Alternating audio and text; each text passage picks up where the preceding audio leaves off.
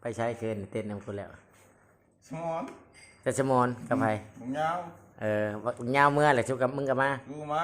2 คนชุนะอยู่เพื่อนเป็นนอนอยู่เพื่อนนี่แหละชักคนไหนบ้างเฮ้ยมันชาดิไปเปลี่ยนยางโอ้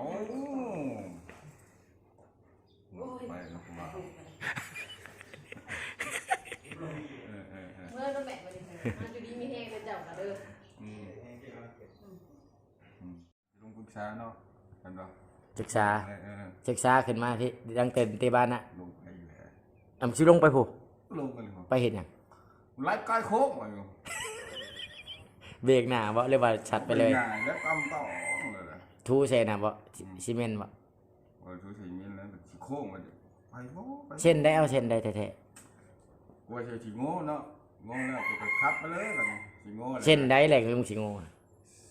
เส้นลังศึกษาเนี่ยกูสิโง่ลังศึกษามึงมาแต่เส้นA1บ่มึงมาแต่เส้นA1บ่หรือว่ามึงสัตว์สิไปเส้นA1ลงไปมึงสิลงไปใช้อีกหยังสิลงไปกูเช้าโทรหา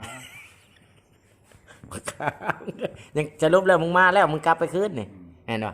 นั่นแหละลงไปที่เจ็บนะกูคิดที่ใช้ความใจว่ะเจ็บย้อนนี่มึงโอ้ยคักนะกูว่าคือว่ามันเต้นนำกูดีๆกูว่ามึงเลยว่าจะไปหาบักเงาสิไปหาแกสิไปจัดสมอนติบัดกลับมาพยังไปคืนนั่นแหละลงก็สิลงเมื่อนะสิลงไปเลยชิงคิดช่องใจเลยไปนะไปกับปักหลอดปากหลอดเมาเลยนะมึงเมาแต่อยู่เพื่อนกูพ่นนั่นแหละกินอยู่เบิด4 ขวด